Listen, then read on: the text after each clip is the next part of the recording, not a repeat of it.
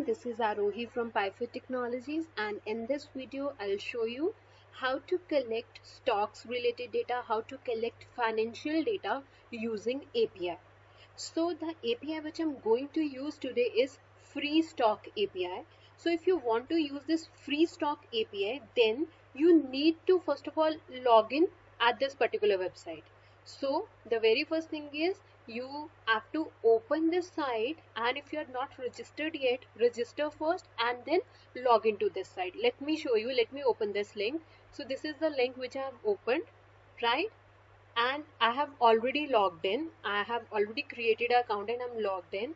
And after logging in, you need to visit this docs page, right? When you scroll this docs page, you will get your API key. See, this is my API key, which they provided me this API key once I get registered and then I've logged in to their website. So on this site, if you have this API key, then you can access the data, finance related data, which is present on this site, right? So I have my API key and I have copied it, and now I'll use this API key throughout my whole code. So the very first thing which I have done over here is I have imported all the required modules. So these are the required modules, and in pyfoot underscore key variable, this is a variable, and in this variable I have pasted the key which I have just created here, right? So under pyfoot underscore key I have my API key, and suppose I want to collect the data of any particular company. Let's assume I want to collect data of AAPL. This is a symbol for Apple company. I want to collect the data for Apple company, and I have stored their name in SYM variable, right? Then in this URL, see what I have done over here is this is the whole URL. By using this URL only, you will get the data. So this is the website name, and we are using API, right? We want to use API for data collection. So this is how, this much link you have to write it like this only. And then over here you need to write the variable name in which you have stored the company name of which you want to get the data, and our variable name is SYM, right? And why I'm writing this str over here, that simply means that this particular website will not accept your variable data like this. You need to convert the data into a string. So I'm converting that data into a string, and then API key, and this is the variable where I have stored my API key, right? So we have written the URL. Now in next line, we are opening this URL by using the method URL open, right? URL open, and in parentheses we have written URL, this URL, right? So once this URL get opened, we can get the data. Then we are reading that data by using this read method, and we are decoding that data so that we can understand it.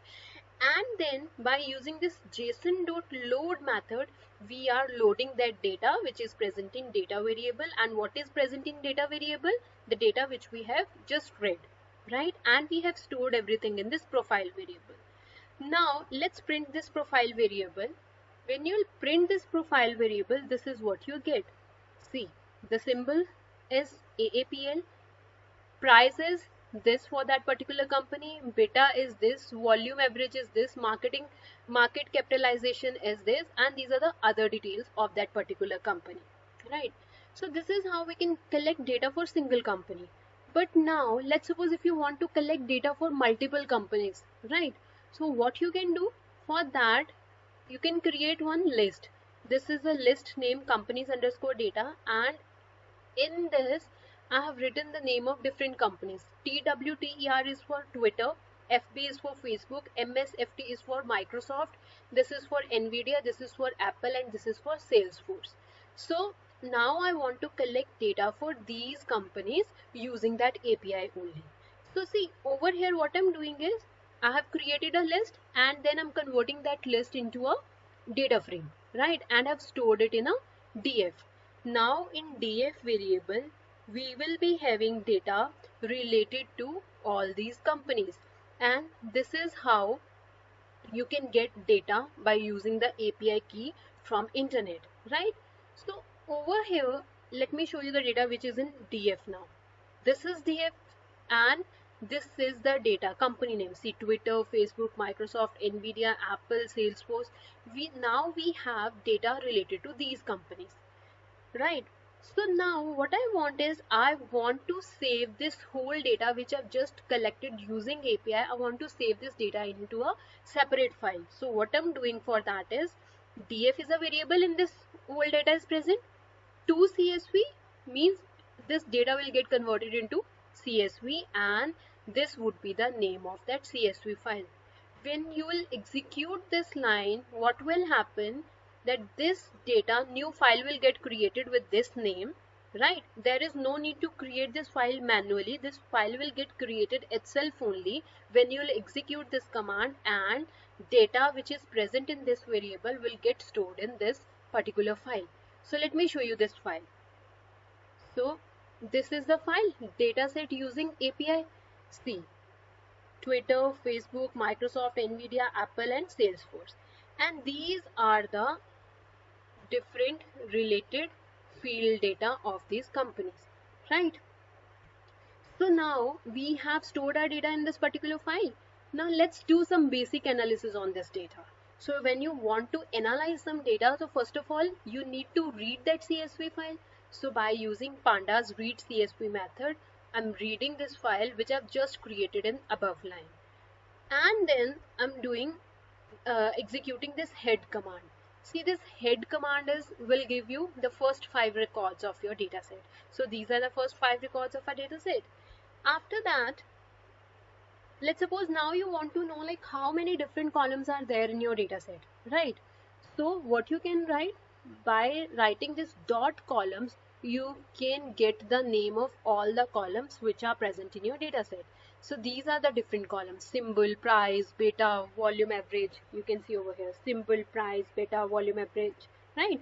So these are the different columns in our data set. And then we have another method with the name of dot info. Dot info is a method which will provide you the information of your data set. So what information it is providing? So it is telling us that we have 137 columns, right? The very first column is symbol and the last column name is price fair value, and total number of columns are 137. So if you want to see, I'll show you. So this is the first column and we'll go up to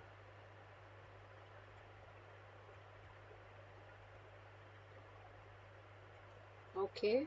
See, the last column name is price fair value, and if you see the count over here, it is 137. So how many columns we have for every company? 137 columns. And out of those 137 columns, 111 columns are of float data type and 26 columns have data in the form of object, means string data, and the memory, this data is using this much of memory. So this is the basic information of a data set. Now let's do some analysis, right? See, always remember, see, careful examination of financial data is very important, because on the basis of that only you can do good investments. So let's analyze the data. So the very first thing is book value per share. So now what is this book value per share? See, how we can calculate it? See, it takes the ratio of a firm's common equity and you can divide by its number of shares outstanding. When a stock is undervalued, it will have a higher book value per share in the relation to its current stock price in the market, right?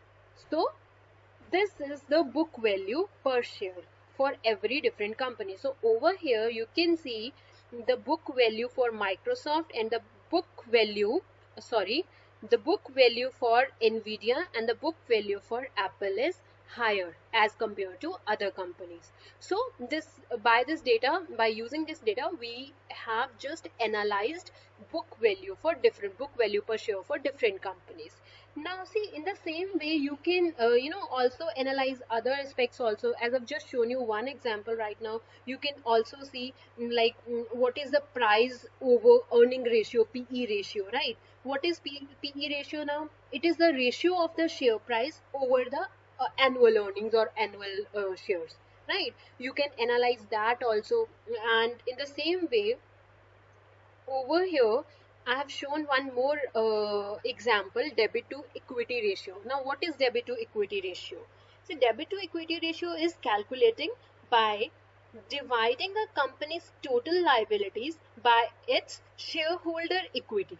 So these numbers are actually available on the balance sheet of every company's financial statements, right? So over here I have shown you the graph of that also. Over here you can see these are the different 5 companies and these are the different their debit equity ratios, right? So in the same way, see, now let's assume that every investor can use different investment logics on the data. For example, let's suppose for example that that person wants to invest only in the companies those who are having market capitalization more than 200 billion USDs. So how you can find that? You can simply write this thing, right? DF1 is a data set in which whole data is present. Market cap is a column name, and over here we have applied the condition that it should be greater than this amount, and we are storing it in this particular variable, right? And then it is showing us the company name and the market capitalization of those particular company. So this is how you can perform different kind of analysis on your data which you have collected. And by using the API which I've just shown you, you can collect the data, and this is a free API, right? So if you like this video, please subscribe to my channel so that you'll be notified whenever I upload new video. Thank you.